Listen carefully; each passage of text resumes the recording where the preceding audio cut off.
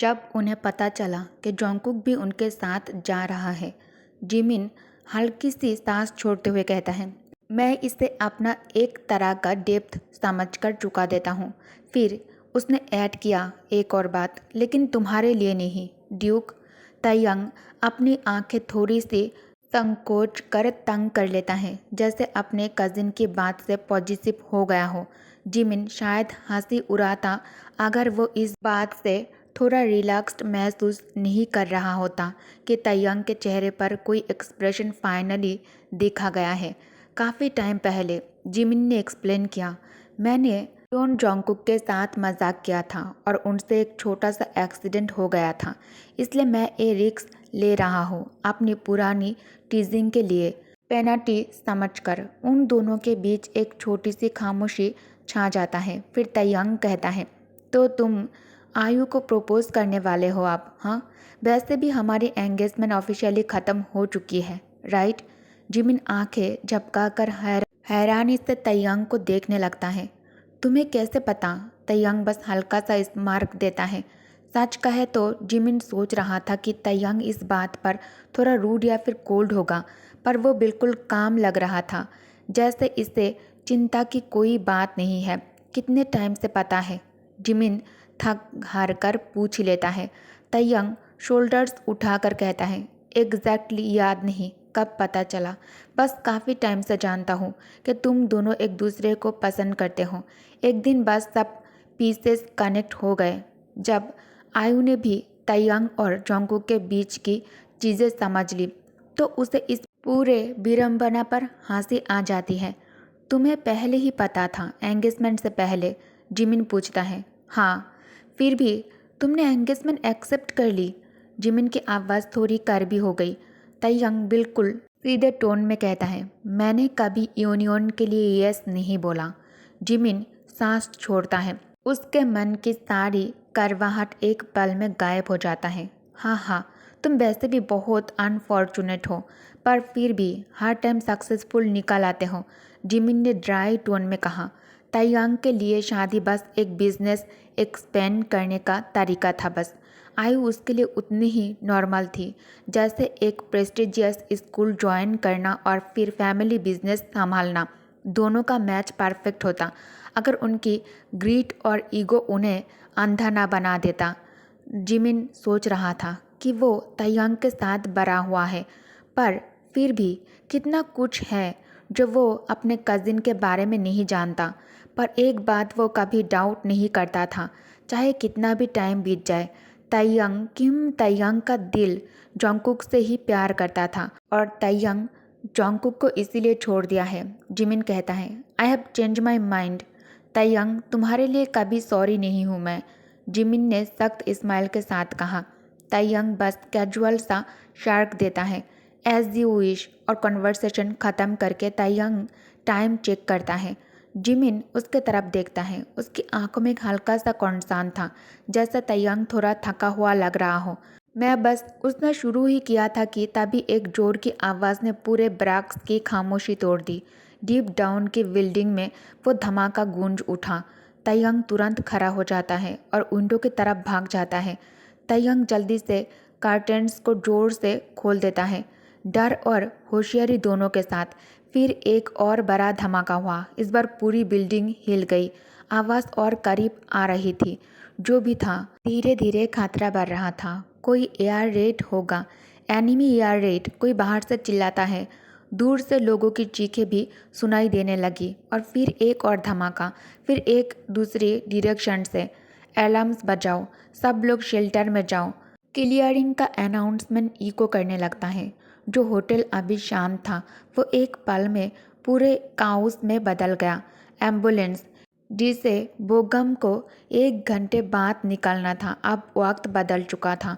उन्हें अभी तुरंत मूव करना पड़ेगा। डैम इट तयंग, जिमिन फर्नीचर को पकड़ते हुए चिल्लाया जब एक और धमाका बिल्डिंग को हिला गया।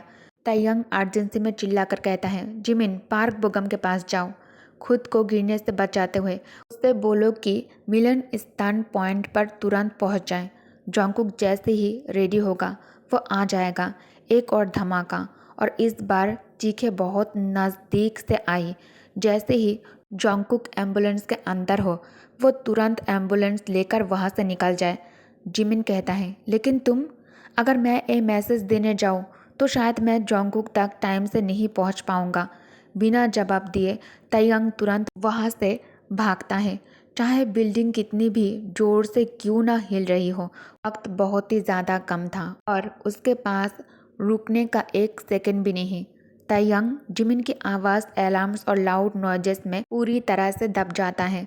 तयंग एक पल के लिए भी पीछे बिना देखे ही अंधेरी सड़कों में भागने लगता है, जबकि हेल फायर जैसे शेल्स पूरे कैप्चर्ड सिटी पर बरस रहे थे। बॉम्ब के गिरने की गूंज हर डायरेक्शन से आ रही थी। जोंगकुक कभी भी इस टेरिफाइंग आवाज़ की आदत नहीं बना पाया था। वह अपने दोनों हाथ कानों पर दबाकर रख लेता है और बैठ जाता है नीचे। डर से काँप रहा था। जैसे ही पहला बॉम्ब गिरा, जोंगकुक अपना बैग बीच में ही छोड़ देता है और जल्दी से बेडरूम के एक छोटे टेबल के नीचे घुसकर कार्ल होकर बैठ जाता है। बेसमेंट, मुझे बेसमेंट में जाना होगा। उसकी सोच इधर उधर फ्लैश होने लगता है। एक तरफ नीट रूम, दूसरे तरफ वो भरा हुआ बेसमेंट जहाँ वो पहले छुपा हुआ था। वो बेसमेंट टाउन स्क्वायर में था। जोंगकुक के दिमाग में एक ही सवाल घूम रहा था, अंकल वंग कहाँ है? अंकल वंग का मदद करना होगा, उसे वहाँ से मूव करना होगा। जोंगकुक को फिर से हेलुसिनेशन होने लगता है। जोंगकुक सड़क पर था, उसके शूज़ पीछे रह गए थे और उसके पाँव से उसके सॉक्स लाल हो गए थे, जैसे उनमें से खून निकल रहा हो। बेसमेंट, मुझे बेसमेंट में जाना ही होगा, ये सोच उसके दिमाग में बार बार आ रहा था। फिर एक और बड़ा सा धमाके की आवाज़ आता है और जोंगकुक डर के मारे अंकल वांग को पुकारने लगता है। उसे सारे पुराने फ्लैशबैक्स वापस याद आ रहे थे। वो जानता था कि वो अभी तक सेफ है, पर ज़्यादा देर तक नहीं। अगर वो मूव नहीं करेगा, पर उसका बॉडी बिल्कुल जम चुका था।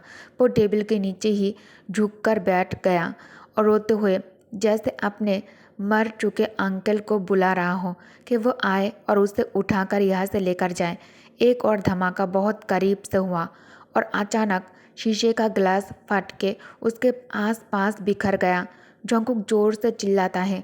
उसके सामने सड़क पर पूरा एरिया टूट फूट चुका था और बीच में पड़ी थी अंकल वंग की पट्टी बंधी हुई बुरी तरह जख्मी बॉडी। डॉक्टर की आवाज़ फिर से उसके दिमाग में गूंज उठी। वो मर रहे हैं। दूर दूर से लोगों की चीखें, मदद के लिए पुकारे। सब कुछ एक डिफेनिंग मैडनेस जैसा लग रहा था। सामने वाली स्ट्रीट पर आग लग चुकी थी। जो ब्यूटीफुल घर उस बिल्डिंग के सामने सामने था जहाँ जोंगकुक छुपा हुआ था, वो राख बन रहा था। जोंगकुक बस आगे पीछे हिले जा रहा था, अपने पेट में पल रहे अनबॉर्न बेबी को कंफर्ट करने की कोशिश में। हुश, हम ठीक होंगे, हम बिल्कुल ठीक होंगे, हम ठीक होंगे, वो बार बार मंत्र की तरह बोलता जा रहा था। उसकी आंखें एक ही जगह जम गया था। आग और गिरते हुए डेब्रिज को घूरते हुए उसका सिर हल्का सा हिल रहा था, पर नज़र हटा नहीं पा रहा था वहाँ से। उसने अपने घुटनों को और जोर से कसकर पकड़ लिया। उसके बोनी फिंगर्स इतने टाइट थे कि उनके नेल्स उसकी स्किन में घुस गया और अब खून भी निकलने लगा था। काम जोंगकुक, काम रहना होगा तुम्हें, वो खुद से कह रहा था, जबकि उसका पूरा बॉडी अनकंट्रोलेबली कांप रहा था। टिक टॉक, रूम में रखे क्लॉक की आवाज़ अब उसके कानों में बहुत ज़्यादा जोर से गूंज रहा था। उसका चेस्ट टाइट हो रहा था। रूम में हवा पतली लगने लगी। वो सांस नहीं ले पा रहा था। कितनी देर से बॉम्ब गिर रहे थे, ख़त्म हो गया था, ये अभी शुरू हुआ था, पता नहीं। कोई आएगा, कोई हेल्प करेगा। बुगम कहाँ है? तुम कहाँ हो? जिमिन कहाँ गया? क्या उसे यहाँ से निकलना होगा? पर वो अकेला नहीं जा सकता था इस हालत में। उसको अकेला रहना पसंद नहीं। अगर वो बर्ड्स हमेशा हर जगह होते हैं तो शायद वो आएगा। आखिर एक बार वो उसके लिए यहाँ तक आया था। अगर कोई उसके साथ होगा तो वो हमेशा वो ही होगा। वो उसके लिए पूरा बैटल फील्ड क्रॉस कर सकता था। हाय जोंगकुक, वो आवाज़ उसके कानों में गहराई से गूंजने लगता है। डर, घबराहट और एक अजीब सा एहसास उस पर छा गया। एक ऐसा एहसास जो होना नहीं चाहिए था। उसके दिल में उसके लिए जो फीलिंग्स थी वो हमेशा दो तरफा से चलता कॉइन जैसा था। पहली बार जब उसने उसे देखा था तब से लेकर अब तक वो लड़का एक ही टाइम पे डरावना भी था और खूबसूरत भी। उसने उस पर गन पॉइंट की थी और उसके गोल्ड कॉइन्स पर पैर रखा था। वही था जिसकी वजह से उसका दिल हमेशा थोड़ा और टूट जाता था जब भी वो पीछे मुड़कर देख लेता था, चाहे वो देखना नहीं चाहता था। आंसू रुककर जंकुक धीरे से टेबल के नीचे से बाहर आ जाता है और बैग को सीने से लगा लेता है। उसे पता था उन्हें कहाँ जाना है, पर ये नहीं पता था कि वो वहाँ तक से पहुँच पाएंगे या फिर नहीं। जब ये बूमिंग चल रहा हो, रोना मत जंकुक, उसने खुद को समझाया और अपने अंदर की घबराहट से बाहर आने की कोशिश की। वो लड़खड़ाते हुए चल रहा था, कभी वॉल को पकड़कर, कभी किसी फर्नीचर को। जब जमीन बार बार झटके ले रहा था, उसकी आंखों के सामने सब धुंधला पड़ने लगता है। उस रात की याद लौट आता है जब उसने वो कैंडी बाइट किया था जो उसने दिया था और रो पड़ा था। वो उसके लिए पहली बार कोई इतनी टेस्टी चीज़ लेकर आया था और उसे दिया था। मैं उसे छोड़कर यहाँ आया ही क्यों? उसके दिल में एक दर्द का रिश्ता जग गया। उसके पास एक जगह था जहाँ वो जितना चाहे रो सकता था। हाथ उसके स्ट्रॉन्ग थे, चाहे वो उससे कुछ भी करवाता था दिल से। पर जब जब वो उससे हक करता था, उसकी आर्म्स वार्म और सेफ फील करवाता था जंकुक को। उससे कभी उससे दूर नहीं जाना चाहिए था। उससे गलती हो गया है। वो याद कर सकता था उसके स्वेटर का टेक्सचर जो उसके चीक से लगा था और कैंडी का टेस्ट जो धीरे धीरे उसकी टंग पर मेल्ट हो गया था। जंकुक रोते हुए बड़बड़ाने लगता है, I love you Duke Kim the young. मुझे तुम्हारी ज़रूरत है। कहाँ हो तुम? मुझे तुम्हारी ज़रूरत है और तुम्हारे बच्चे को भी तुम्हारी ज़रूरत है। हम दोनों को तुम्हारी ज़रूरत है। प्लीज़ हमारी मदद करो। कहाँ हो तुम? ओके गाइस, तो इस पार्ट को मैं यही एंड करती हूँ। Thank you for watching. Bye bye.